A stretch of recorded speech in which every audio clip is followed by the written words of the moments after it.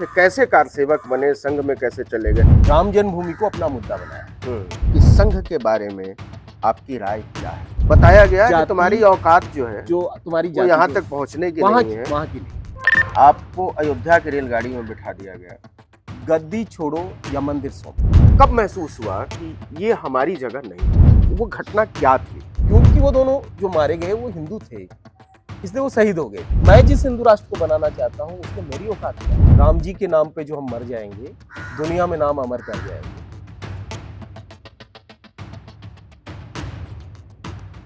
नमस्कार, आदाब, सत श्री अकाल, जय भीम, जोहार। मेरा नाम है नवीन कुमार। मैं बहुत साल से, कई साल हुए, मैं पहले कार सेवक को ढूंढ रहा हूं।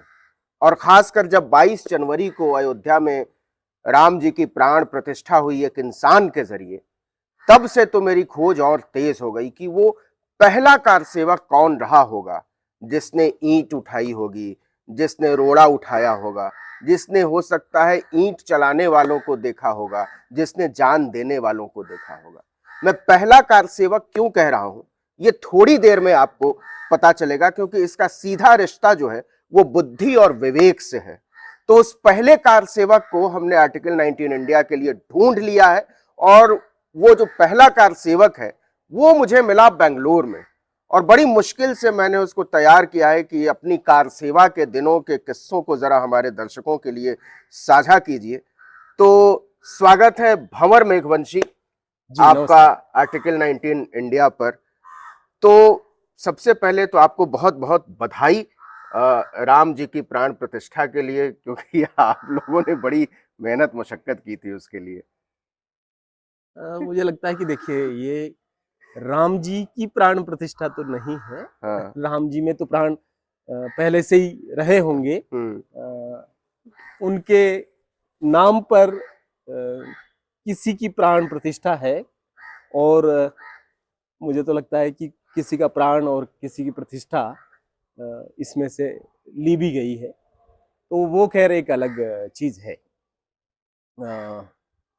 लेकिन अच्छा, भंवर जी की एक किताब है, मैं अयोध्या में कार सेवक था। उस किताब को आपको पढ़ना चाहिए। मैंने तो उसको कई बार पढ़ा है, और जितनी बार पढ़ता हूँ मुझे बड़ी चिंता होती है, मुझे बड़ी परेशानी होती है, और भंवर जी पर बड़ा नाज होता है। तो भंवर जी, आप अयोध्या में कार सेवक थे, कैसे कार सेवक बने, संघ में कैसे चले गए, किस दौर की बात है, जरा कुछ बताइए। ये 1986। 86? जी। अच्छा, मतलब भाजपा के गठन के कुछ दिनों हाँ, के। मतलब ये जब ताले खोले गए कोर्ट के आदेश से 85 में, और उसके तुरंत बाद में आरएसएस ने, बीजेपी ने और वीएचपी ने राम जन्मभूमि को अपना मुद्दा बनाया। क्योंकि ये तो 1947 में मूर्तियां रखने के बाद से ये लंबा चल रहा था, सारी चीजें चल रही थी, लेकिन आरएसएस उस दरमियान कहीं नहीं था इसमें। अच्छा। और नहीं बीएचपी कहीं थी। लेकिन जब उन्हें लगा कि, और खास तौर पे जब बीजेपी राजनीतिक रूप से एक निर्वासन की स्थिति में थी और उनके पास केवल 2 सांसद थे, तब उन्होंने 2 बड़े परिवर्तन किए। एक तो गांधीयन समाजवाद की बात करी उन्होंने, और दूसरा राम जन्मभूमि को अपना एक और इशू बनाया। और आरएसएस में उस समय 2 परिवर्तन आप देखते हैं। एक तो उनका राष्ट्रीय समरसता मंच बनता है, जो दलितों, आदिवासियों को अपने साथ जोड़ने का उनका स्पेशल कार्यक्रम शुरू होता है। आप उसी वाले ट्रैप में फंसे। और मैं उसी समय में नए नए जवान हो रहे थे। मतलब किशोरावस्था थी, जवान तो नहीं हुए, लेकिन मैं 7वीं क्लास का स्टूडेंट था। अच्छा। और तब हमारे भूगोल के टीचर, अच्छा, जो 8 पीरियड तक स्कूल में हमारे साथ होते थे, वो एक तरीके से 9वां पीरियड हमारे गांव की सार्वजनिक स्थल पर आकर के और शाखा लगवाते थे। तो ये दरअसल, ये 86-87 की हाँ, बात तो है। ये दरअसल खेल खेल में खेल हुआ। आपके तो साथ खेल हो गया। खेलने के आप लिए गए। खेलने के लिए गए थे, आपके साथ खेल हो गया। जी। तो उस तरीके से शुरू फिर किया। आप शाखा जाने लगे। फिर शाखा जाने लगे। शुरुआत में शाखा में तो एक्सरसाइज होती थी, खेल होता था। फिर थोड़ी बौद्धिक चर्चा भी होती थी कि भाई क्या है, हम कौन है, हम कहाँ से आए, ये देश किनका है, इस देश पे आक्रांता लोग कौन आए, किन्होंने इस देश को लूटा। इन्हीं बातों के दरमियान फिर आपको बहुत अच्छा लगने ये, लगा। हाँ, नहीं, निश्चित रूप से अच्छा ही लगता आप था। राष्ट्रवादी होने लगे। भाई अगर आप 13 13.5 साल के बच्चे को अगर आप ये कहें कि आप सर्वश्रेष्ठ हैं, आप में आर्य खून है, आपके अलावा सब लोग जो हैं वो मिक्स लोग अच्छा, हैं। आपको भी यकीन दिला दिया कि आपके भीतर आर्य खून है, आप पवित्र रक्त के जी, जी, की क्यों नहीं? संतान है। मुझे 14 साल की उम्र में ये यकीन था कि ताजमहल तेजो महल शिव मंदिर है। ओह! राम जन्मभूमि को अपना मुद्दा बनाया। हुँ, राम जन्मभूमि को अपना मुद्दा बनाया। बताते देखिए हैं। उस समय भी हम पुरुषोत्तम नागेशों का इतिहास पढ़ चुके थे हुँ, और क्रिश्चियनिटी हमको कृष्ण नीति लगती थी। ओह! और दिल्ली के इमाम बाड़े आप आइडिया दे रहे हैं संघ वालों को कि नहीं नहीं नहीं, मैं क्रिश्चियनिटी आइडिया दरअसल नहीं दे कृष्ण रहा हूँ, नीति ये है। सारी अच्छा, किताबें वहीं से आपको वहीं मिली। से आई है। अच्छा। उस समय हम गांधी वध क्यों, गांधी का ओह! वध, वध पढ़ते थे हाँ आप गांधी लोग। वध क्यों, और गांधी वध और मैं गोपाल गोडसे और नाथूराम गोडसे की किताबें पढ़ते थे। हुँ, तो ये जो राष्ट्रवादी होने का जो प्रक्रिया है वो 13 से 18 साल ये के। राम जन्मभूमि वाला आंदोलन जब शुरू हुआ और जी फिर आप उसमें शरीक हुए, जी, तो आप आरएसएस में मैं आरएसएस में था। शामिल हो गए। मैं कितनी उम्र मैं में शामिल हो आप गया था और मैं 13 साल की उम्र में शामिल हुआ आरएसएस में? और 14वें साल में मुझे ये मतलब एक तरीके से समझ आ गया कि हमारे भगवान श्री राम की जन्मभूमि पर बाबर आक्रांताओं के ने, संतानों ने, सेनापति मीर मीर बाकी। बाकी ने आकर के और मंदिर तोड़ करके और उस पर कब्जा कर लिया, उस पर मस्जिद बना ली और हमें राम जन्मभूमि को का जो संग्राम है उसको बिल्कुल ऐसे लड़ना है जैसे देश की आजादी का दूसरा संग्राम है। तो हम तो अपने आप को स्वतंत्रता सेनानी के रूप में देख समझ रहे थे रहे थे। और उसी रूप में हम जुड़ना शुरू हो गए।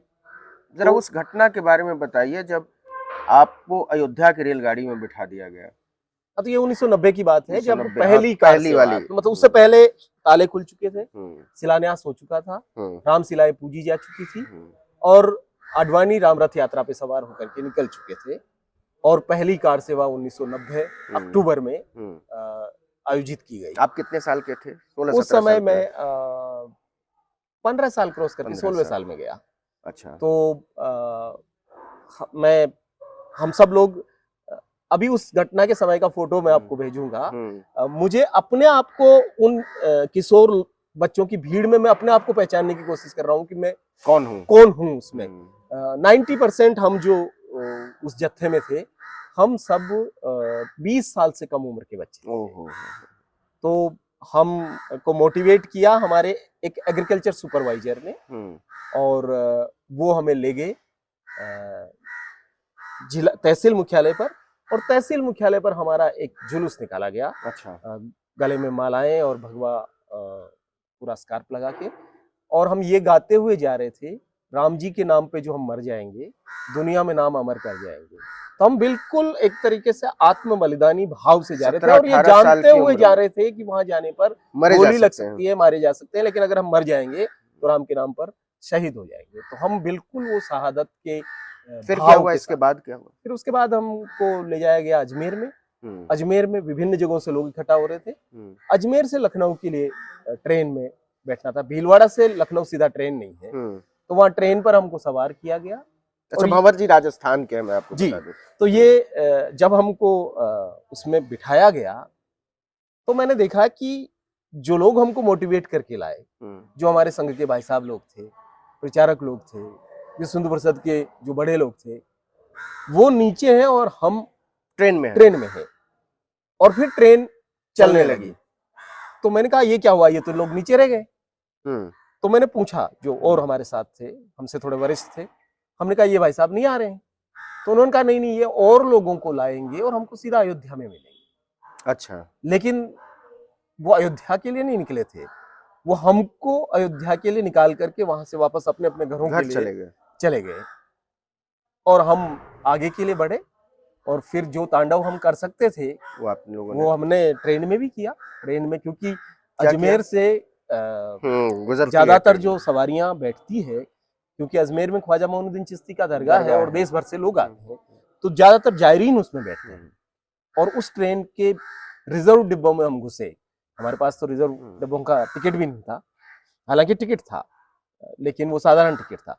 हम उसमें घुसे और उसमें जो लोग बैठे हुए थे मुस्लिम लोग उस बोगी में, हमें लगा कि यही हमारे दुश्मन हैं। ये लोग जिन्होंने राम जन्मभूमि पर कब्जा किया हुआ है, ये बाबर की औलादें बैठी हुई है, हम राम जी को मुक्त करवाने जा रहे हैं और हम खड़े। और फिर नारेबाजी और वो सारी चीजें हुई। हालांकि उन लोगों ने कोई प्रतिक्रिया नहीं की। और अंत में फिर चूंकि शाम के वक्त हम बैठे और रात हो गई तो हम सो गए। दूसरे दिन सुबह जब हम जगे तो पता चला कि गाड़ी रोकी हुई है, कोई टुंडला स्टेशन है वहां पे, अच्छा। और आगे नहीं जाने दे रहे हैं, सबको यहाँ पे गिरफ्तार कर रहे हैं।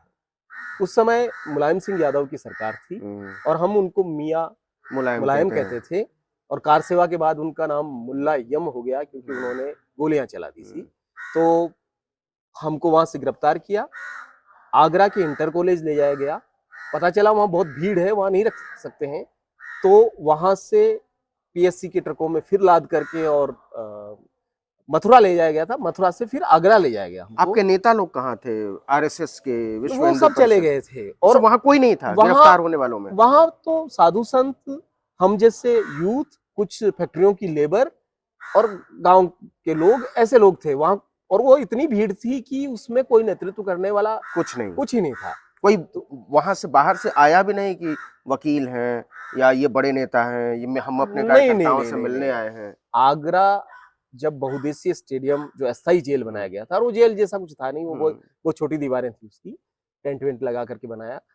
उसमें जब हम थे तब आगरा प्रॉपर से लोग फल बांटने के लिए, कोई अगर बीड़ी सिगरेट पीता है तो उसके लिए बीड़ी सिगरेट लाने के लिए, ये सेवा करने के लिए लोग आते थे। अच्छा। और बाहर से अखबार लाते थे और वो बताते थे कि बाहर क्या चल रहा है। हालांकि बाहर कर्फ्यू था, ये भी पता चलता था अखबार पढ़ने से कि दंगे फैल चुके थे और कर्फ्यू लग चुका था। तो 10 दिन हम जेल में रहे और जेल से तब तक कार सेवा स्थगित हो गई तो हमको लौट करके वापस आना पड़ा। लौट गए जी। तो यहाँ आपके पुराने नेता मिले? हाँ, आपने उनसे पूछा, कुछ बात हुई? नहीं, वो सब लोग फिर शाखाओं में, हम तो वापस जाने लगे क्योंकि हमें लगा कि हमारी कार सेवा अधूरी रह गई। अच्छा। हम दोबारा जाएंगे, हम अगली कार सेवा करेंगे। मोह भंग कैसे हुआ आपका? वो उसके लिए थोड़ा समय लगा, अगला साल और आना पड़ा। अच्छा। 1991 का मार्च आया और एक दूसरा अभियान चलाया गया, गद्दी छोड़ो या मंदिर सौंपो। तो इसके तहत हर डिस्ट्रिक्ट में एक बड़ा जुलूस डिस्ट्रिक्ट हेडक्वार्टर पे निकाला गया। तब तक मैं आरएसएस का जिला कार्यालय प्रमुख बन चुका था। अरे बाप रे बाप। तो स्वयंसेवक से मुख्य शिक्षक होते, कार्यवाहक होते हुए वहां तक पहुंच गए। तो जिला कार्यालय प्रमुख के नाते हम फिर से इस जिला कार्यालय प्रमुख संघ के, विश्व हिंदू परिषद या भाजपा? संघ के। अच्छा। मैं भाजपा में नहीं रहा। वीएचपी कार्यालय में मैं कुछ दिनों तक था, लेकिन मुख्यतः मेरा काम राष्ट्रीय स्वयंसेवक संघ के स्वयंसेवक के तौर पर रहा। संघ के साथ आपका, इस पर आएंगे, इस सवाल पर कि कैसे मोहभंग। संघ में जब आप गए और आप जिस तबके से आते हैं, वहां जाकर आपको पहली दफा कब महसूस हुआ कि ये हमारी जगह नहीं है? देखिए, पहले तो बहुत अच्छा लगता था क्योंकि मैं जिस गांव से आता हूँ वहां के 90% घरों की दहलीज अब भी मैं नहीं लांघता, लांघ नहीं सकता, क्योंकि इतना एक कास्टिस्ट एटमॉस्फेयर है वहां पर। और हमारे बुजुर्गों तक, आप अभी की बात कर रहे हैं? मैं आज की भी बात कर रहा हूँ। अच्छा। और वहां के मंदिर, जो सबसे बड़ा मंदिर है मेरे गांव का, मैं उसमें कभी नहीं चढ़ा। जब मैं चढ़ना चाहता था तब चढ़ने नहीं दिया जाता था। आज अगर वो बुलाते हैं तो भी मेरी इच्छा नहीं है। लेकिन उस गांव में आज भी हमारे बड़े बुजुर्गों को नहीं जाने देते हैं, और छोटा बच्चा भी दूसरी कम्युनिटी का है तो वो बहुत डेरोगेटरी उसको बात करता है। तो ऐसे समय में हम किशोर बच्चों को शाखा में जी लगा के बात करना, आप बहुत, वो ऐसा लगता था कि हम बराबर के लोग, बराबर हैं और हम सब कुछ एक हो गया। तो मुझे तो जो संघ में कहा जाता था कि हिंदवा सोदरा सर्वे न हिंदू पतितो भवेत, कि सब हिंदू जो हैं वो सहोदर हैं और कोई हिंदू पतित नहीं है। और मुझे अपनी शाखा में और ऐसा लगता था कि अरे ये तो हो रहा है, ये तो बहुत अच्छा काम हो रहा है। थोड़ा एहसास तब हुआ जब मैं कार सेवा से लौटने के बाद मैंने ये कहा कि मैं प्रचारक बनना चाहता हूँ। अच्छा। और तब तक मैं कविताएं लिखता था। मैं एक दैनिक अखबार के लिए राष्ट्र चिंतन नाम से स्तंभ लिखता था, और हिंदू तन मन, हिंदू जीवन, रग रग हिंदू मेरा परिचय, ऐसी सारी चीजें जो अटल बिहारी की कविताओं से हमने पढ़ी, वो सब बौद्धिक जुगाली मेरी चलती थी उसमें। और मुझे लगता था कि मुझे हिंदू राष्ट्र के लिए अपना जीवन देना चाहिए, पूर्णकालिक कार्यकर्ता के नाते। तो मैं प्रचारक बनना चाहता था, और मैंने संघ के जिला कार्यालय पे रहते हुए जो प्रचारक लोग आते थे उनसे ये अपनी इच्छा जाहिर की कि मैं प्रचारक बनना चाहता हूँ। तब मेरे को कहा गया दो चीजें। पहला तो ये कहा गया कि बंधु, हमें प्रचारक चाहिए, विचारक नहीं चाहिए। अच्छा, तो तुम जो हो वो यहां से थोड़ा मजबूत हो। उनका ये वो था तुम कि इधर नीचे से मजबूत हम्म, होना जरूरी है। और दूसरा उनका ये था कि अभी तो आप उत्साह में प्रचारक निकल जाएंगे, लेकिन अगर आपको आपकी समुदाय की वजह से किसी भी तरह का किसी ने भेदभावपूर्ण व्यवहार किया तो आप में नकारात्मकता आ सकती है। अच्छा, नकारात्मकता आ सकती है। हाँ, तो हम्म, आप ऐसा कीजिए कि आप प्रचारक नहीं, विस्तारक बन जाइए। अच्छा, तो विस्तारक एक चीज होती है जो कोई भी व्यक्ति 1 साल के लिए, 2 साल के लिए, 3 साल के लिए जाता है और थोड़ा आरएसएस के काम का विस्तार करके वापस अपने जीवन में लौट आता है। तो मुझे लगा कि मैं तो प्रचारक बनना चाहता था, विस्तारक बनने की मेरी कोई इच्छा नहीं है, तो मैं वो वाला मैंने छोड़ दिया, प्रचारक बनने का मामला। लेकिन वो पहला अनुभव था जहां मुझे सीधे तौर पे ये कहा गया कि बताया गया कि तुम्हारी जाति, औकात जो है जो तुम्हारी वो जाति यहाँ जो तक पहुंचने की वहां नहीं की है, वहां की नहीं। तो उसके बारे में सोचो भी मत। जी। एक घटना आपकी किताब में मैंने पढ़ी और वो उसको पढ़ने के बाद मैं बहुत देर तक सन्न रहा और मैं शून्य में चला गया था और मुझे यकीन नहीं हुआ कि ऐसी घटना घट सकती है। वो पूड़ियों वाली घटना थी, जी। जब आपके घर पर भोज हुआ और आपके पिता ने आपको समझाया था और आप नहीं समझे और बाद में सड़क किनारे आपने अपना खाना पड़ा हुआ देखा। जरा वो घटना खुद बताइए दर्शकों के से, वो घटना क्या थी?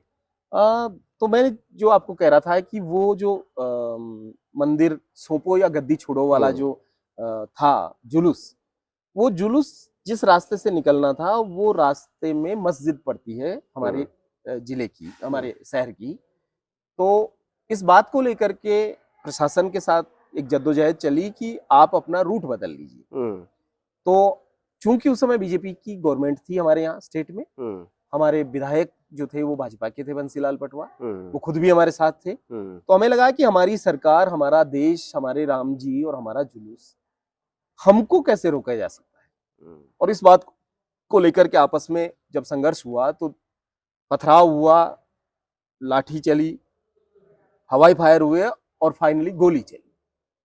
उस गोली में 2 ऐसे लोग मारे गए जो उस दिन के उस जुलूस में नहीं थे, लेकिन वो चपेट में आ गए और दोनों ही मारे गए। हालांकि अब उनके जो परिजन हैं उनको अभी अयोध्या बुलाया गया था। अच्छा। और कारसेवक उनको कहते हुए, क्योंकि अब उनको जबरदस्ती शहीद बना दिया गया। हाँ, क्योंकि वो दोनों जो मारे गए वो हिंदू थे, इसलिए वो शहीद हो गए। अगर वो मुसलमान होते तो ढेर हो जाते। तो फिर उन शहीदों को और अयोध्या में जो लोग 1990 की कारसेवा में जो मारे गए, इन सब का अस्थि कलश का यात्रा निकला। और ये अस्थि कलश यात्रा जब मेरे गांव में आई तो जहां से मैंने शाखा में जाना शुरू किया, और मेरी अपनी बस्ती में, जिस कॉलोनी में मैं रहता हूँ, वो गांव से थोड़ा दूर हमारे पूर्वजों ने अनटचेबिलिटी और इन सब भेदभाव से दुखी होकर के अपना खेतों में घर बना लिया था। तो और वहां हम जो हमारी कम्युनिटी है, हम एक तरीके से बुनकर कम्युनिटी से ताल्लुक रखते हैं, जो कि अनुसूचित जाति में आती। तो हमारे ही परिवार के लोग रहते हैं और उनमें मैं अकेला था जो इस धारा में गया, शाखा में जाना शुरू हुआ। मेरे पिता कांग्रेस में सक्रिय थे और उनको शुरू में खेलने में जाते हुए तो समझ में नहीं आया, लेकिन जिस दिन मैंने ड्रेसअप गणवेश पहन करके मैं जाने लगा तो उनको समझ में आया कि भाई ये क्या हो गया। और उन्होंने पहली बार कहा कि ये बहुत दोगले लोग हैं, मत जाओ। लेकिन तब तक मुझे रस इधर आने लगा और बाद में उनका विरोध बढ़ता गया और मैं पांचजन्य और पाथेकरण और बाकी साहित्य पढ़ता रहा और मुझे लगता रहा कि भाई ये जो कांग्रेस के लोग हैं ये तो रोकेंगे ही, हम तो राष्ट्र का काम कर रहे हैं। तो जब ये अस्थि कलश यात्रा मेरे गांव आई और मैंने इनके लिए अपने घर में खाना बनवाया, तो मेरे पिताजी का फिर से वही कहना था कि वो खाएंगे तो सही। और मैंने उनके साथ बहस की कि ये सब कुछ आपकी पार्टी में चलता है, छुआछूत भेदभाव, हमारे संघ में ऐसा नहीं चलता है, हमारे यहाँ सब बराबर है हिंदू। उनका बहुत अच्छी बात है, अगर सब हिंदू वहां बराबर हो गए तो बनाओ। तो हमारे यहाँ खीर पूरी बनी। सब कार्यक्रम होने के बाद जब हमने उनको खीर पूरी ऑफर किया तो मुझे सेवा भारती के जिला प्रमुख एक तरफ ले गए। अच्छा। कंधे पे हाथ रखा, नंदलाल भाई साहब थे, वो हाथ रखा और उनका बंधु, किस जाति के थे? वो तो बनिया थे। तो उन्होंने मुझे एक तरफ ले जाके कंधे पे हाथ रख के कहा, बंधु आप तो जानते हैं कि हिंदू समाज बहुत विषम है और हमें तो कोई दिक्कत नहीं है, हम तो आपके यहाँ आपके साथ एक ही थाली में खा सकते हैं, लेकिन ये जो साधु संत आए हैं इनको थोड़ी दिक्कत होगी, तो ऐसा कीजिए कि पैक करके दे दीजिए, हम अगले गांव में खिला देंगे। मतलब ये था कि ये बताए बगैर कि ये दलित किसके यहाँ स्वयंसेवक के का घर है? से आया, हम उनको खिला देंगे। तो मेरे लिए बड़ा एक शॉकिंग था, लेकिन आप मेरी परिस्थिति समझ सकते हैं, मैं फंसा हुआ था, मेरे पिताजी मना कर चुके थे और मना करते आ रहे और थे अपने आप को कंटिन्यू। सही साबित करना अब चाहते यहाँ थे। मुझे अपने आप को सही साबित करने में एक बड़ी मुश्किल थी, तो मुझे भी लगा कि शायद इस परिस्थिति से निकलने का तरीका यही है कि ये ले जाएं साथ खाना, और मुझे यकीन था कि वो कहीं वहां खिला पर देंगे। आगे जाके खा लेंगे खाना। तो जब पैक कर रहे थे तब पुनः मेरे पिताजी ने पूछा क्या हुआ, और मैंने अपने से ही जवाब दिया कि अगले गांव भगवानपुरा में एक और कार्यक्रम है और रात हो रही है, तो वहां जाकर के कार्यक्रम करके फिर खाना खाएं। तो शायद वो समझ भी गए होंगे, लेकिन उन्होंने फिर कोई कुछ प्रतिक्रिया कहा नहीं व्यक्त नहीं। की। और ये खाना एक केतली में खीर और पूड़ी पैक करके हमने उनको दिया और ये ले गए। इस जत्थे में मेरा एक क्लास फेलो जो मेरा पड़ोस में रहता भी था, क्लास फेलो भी था, वो भी कविताएं लिखता था, मैं भी लिखता था, तो हम दोनों यूं भी साथ थे, और मैं शाखा में भी हम साथ जाते थे। वो भी थे पुरुषोत्तम क्षत्रिय, साथ चल रहे थे। वो भी दलित थे? नहीं, वो अच्छा, ब्राह्मण वो थे। ब्राह्मण थे। वो दूसरे दिन मुझे खीर की केतली लौटाने के लिए आए।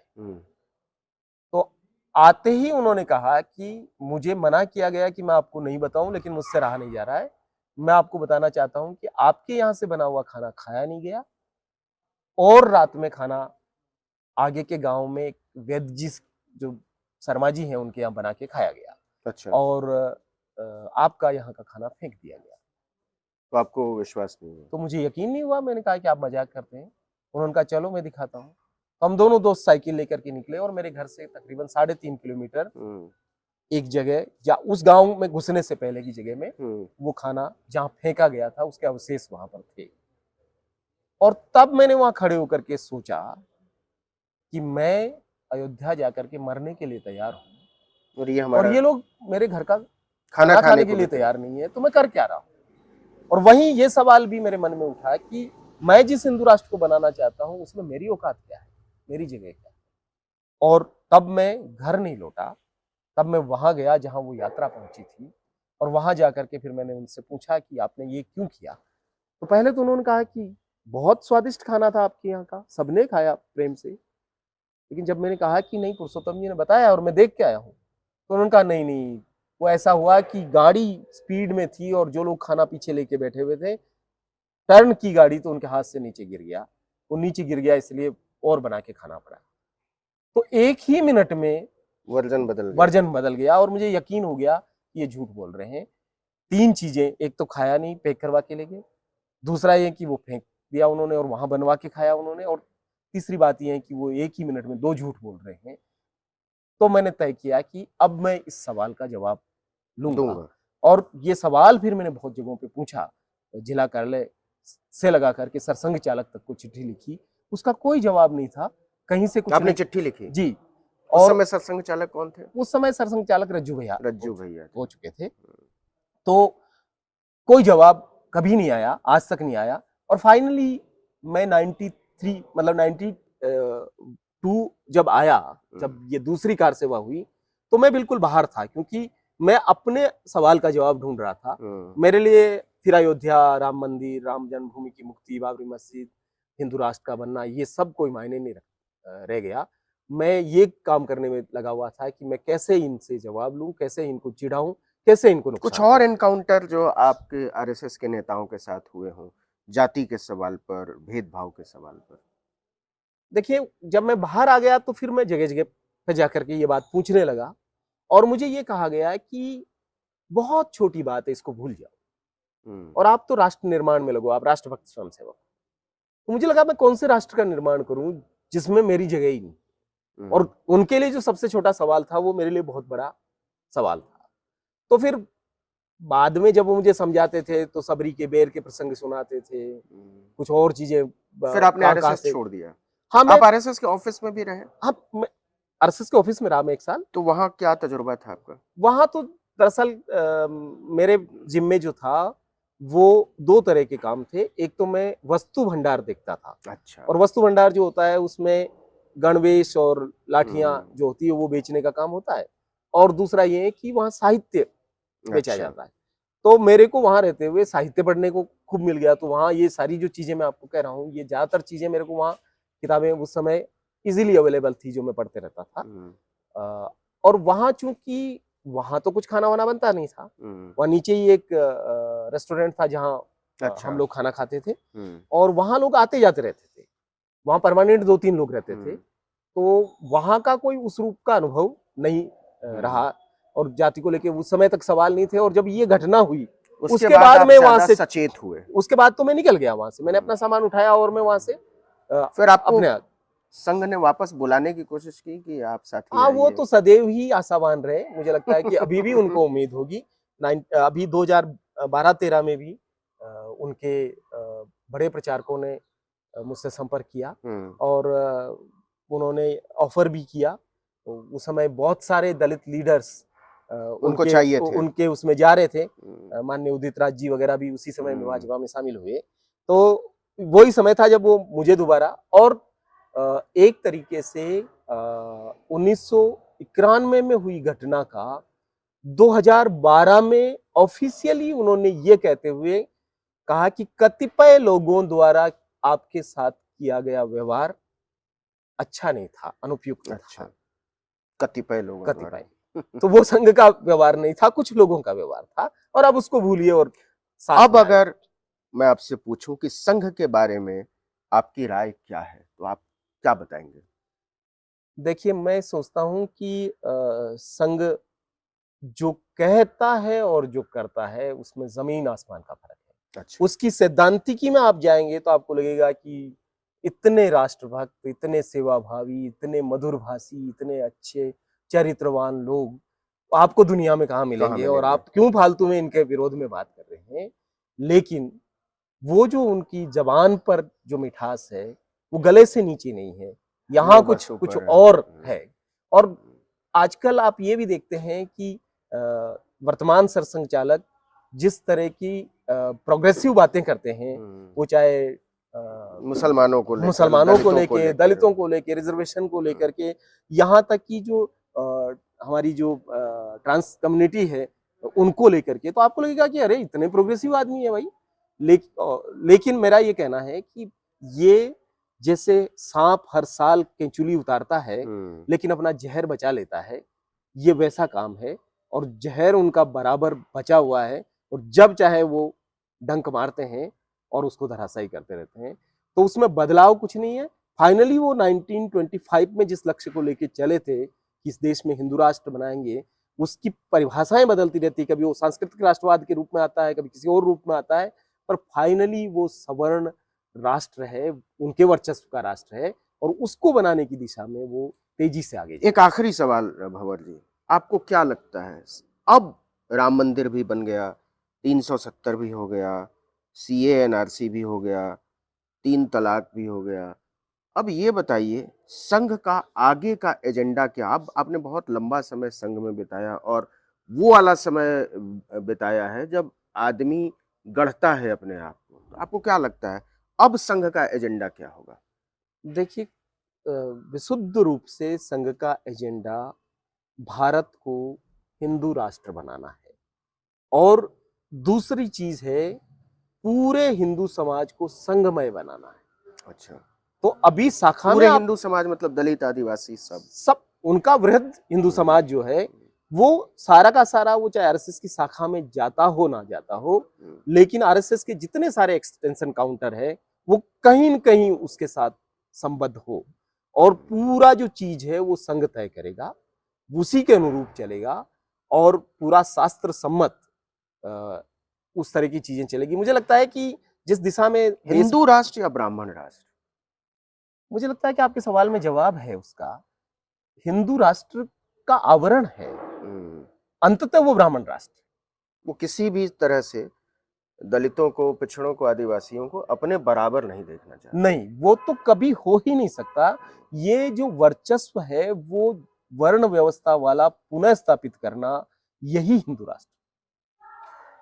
तो आपने संघ की कहानी सुनी, आपने एक कार सेवक के मुंह से सुना जो अयोध्या के मंदिर निर्माण को लेकर शुरू के दिनों से सक्रिय था।